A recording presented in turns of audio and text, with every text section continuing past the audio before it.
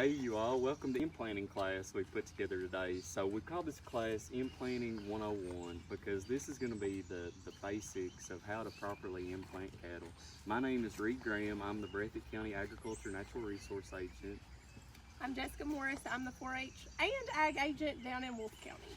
So we want to put together a short video to show you all how to properly implant beef cattle.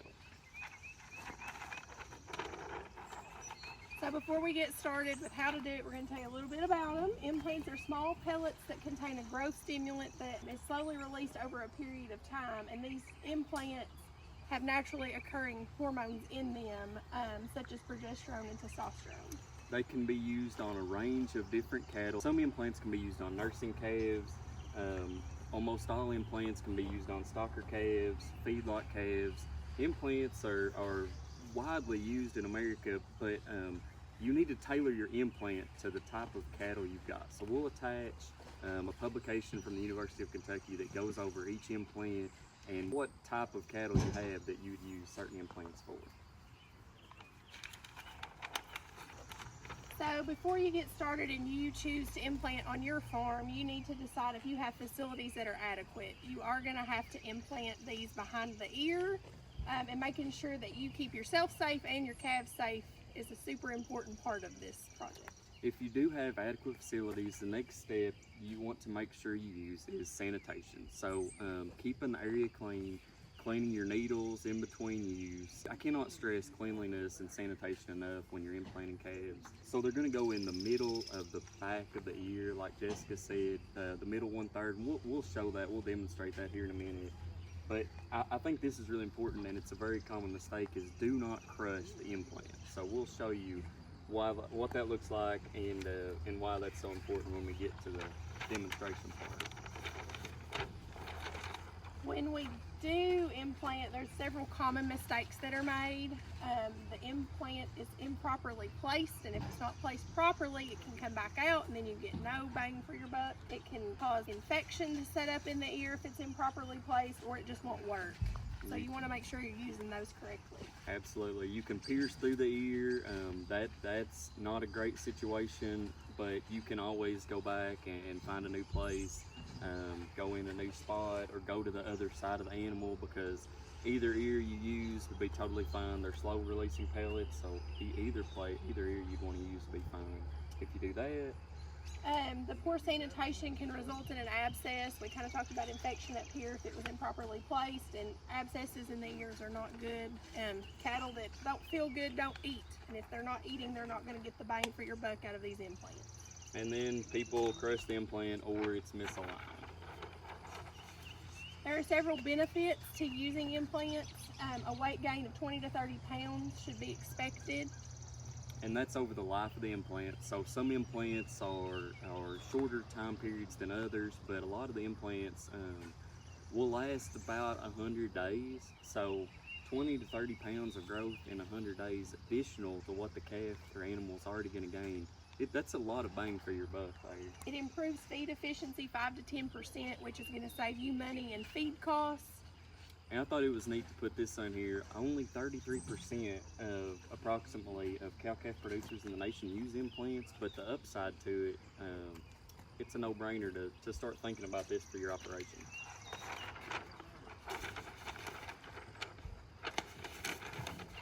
So here's a slide of what's on our mind right now, and then we're going to go to the table after this and just talk about how to properly do it and show you on the animals what that looks like. So for this class, we're using a really common implant in beef cattle, rail grow. It's been around the majority of my life. It's really common because you can use it in a lot of different classes of cattle. You can use it in almost any class of cattle. They have to be over 30 days of age, but after that, you can use it.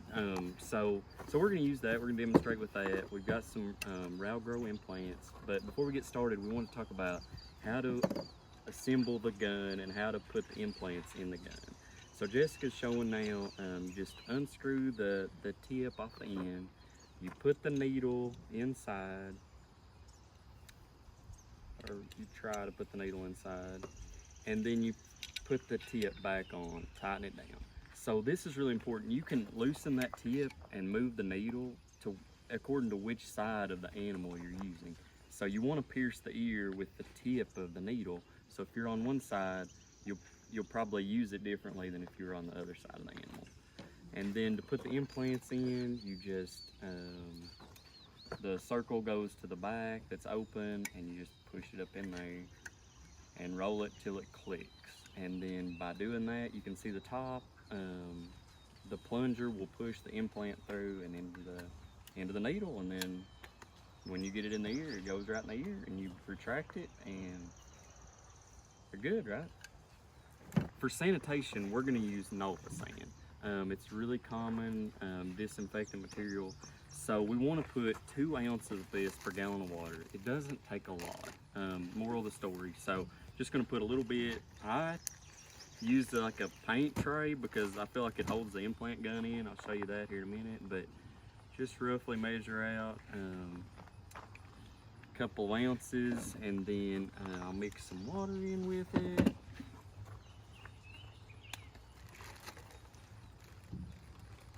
You can maybe not see in the video, but it gets a little blue tint to it, so you know you've got some in there. But I always use sponges because you want to scrub the back of the ear that you're going to implant. Jess is pulling out the next thing, which is a pair of gloves. It's always important to wear gloves when you're handling beef cattle.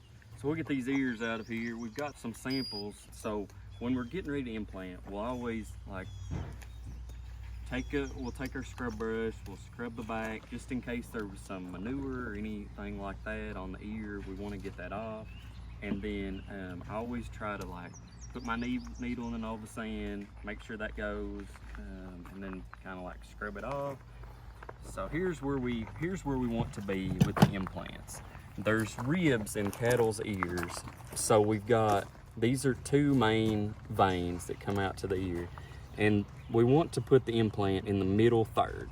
So we've got the 2 veins, it's pretty easy to see. There's a middle third in both directions. So it's middle third from the top down, and it's middle third out into the middle of the ear here. The hard part about this, the ribs are in the front, but you're gonna implant in the back.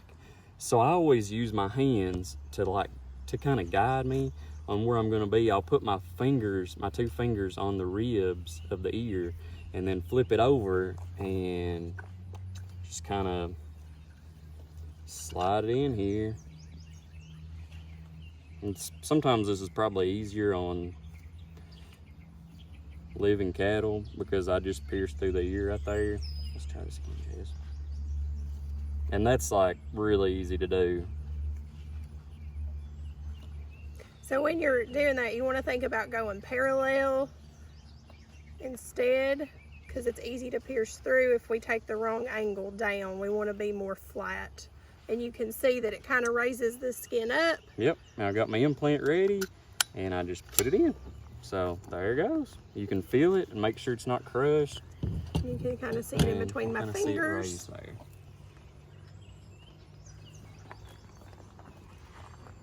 Who wants to do it next? Would somebody Get like you to a fresh try? ear. You can come out here. Sure. Like, it's really easy to pierce through ears that are from a dead animal, it seems like. And small cattle. Yeah, definitely on baby calves, it's really easy. But really, I mean, other than feeling the implant, you can't even tell the animal has been implanted. But the reason you don't want crushed implants is so that it will slow release. And you can just kind of feel that it's holding its shape good. So we're ready on that one. You want to try? Still gonna. You can't really take it out. No, but it's still gonna release. It's probably released a lot faster. Yeah. Get it, bud? Yeah, man. Yeah, man. Look at him. That's easy. Say a story right here, Jess. Yeah. So that's all there is to it. I mean, pretty easy. Probably got some stuff in your publications on cost of this. What's this a head?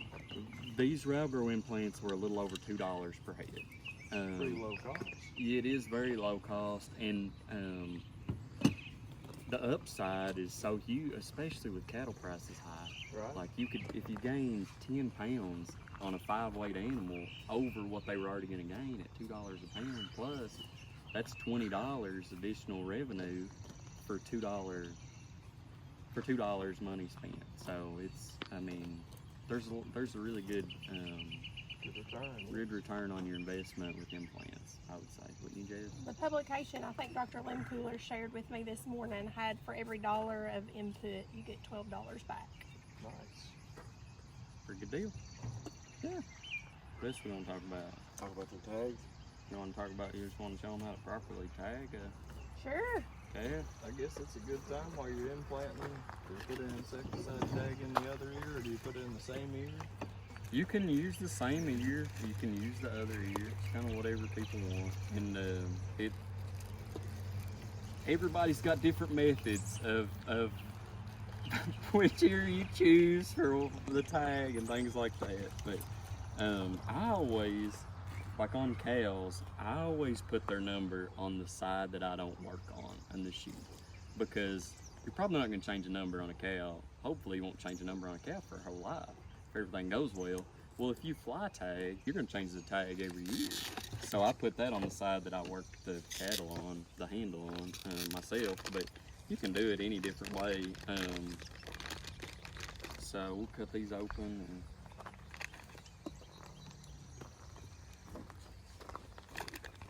It is a good idea while we have our calves up that we do whatever we need to do to them while they're in there. Less stress over the lifetime if we keep them in and out of the chute as few times as possible. so on these tags, there's one way to install a tag, and I think you need to make sure that they have these. They're two-piece really, but they come together usually. But sometimes this black button bottom will fall out. So you have to make sure it's in there. If you don't have that in the tag, they will not work and they will not hold. So Jess put that in the gun. The guns are made so that you can, it's pretty foolproof. You put that part down into the hole, and then you put the button on the top and you slide it. It'll hold itself if you get it where it's supposed to be. You can put it on there loose and it'll fall off, and you'll say, well, I need to put it on tighter. So which way do fly tags need to face on a cow?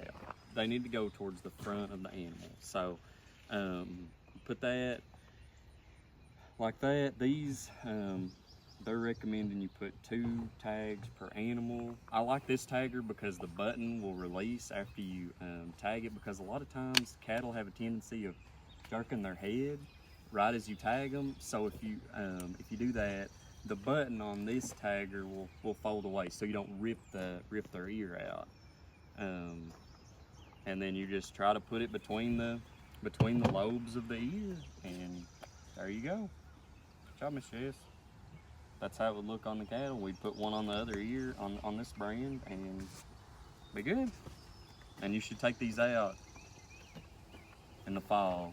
Once fly season's over, you need to take them out so the flies don't develop resistance to the medicines, and rotate every year on the medicine. How do you remove them? They make a little tool. You just slides take on the back. Slides across the back and it cuts. I think Right I've got here. one in the work truck. We'll demonstrate that. That's a good question.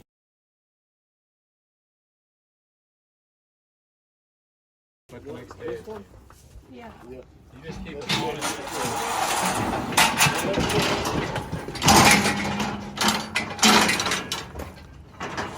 Got it.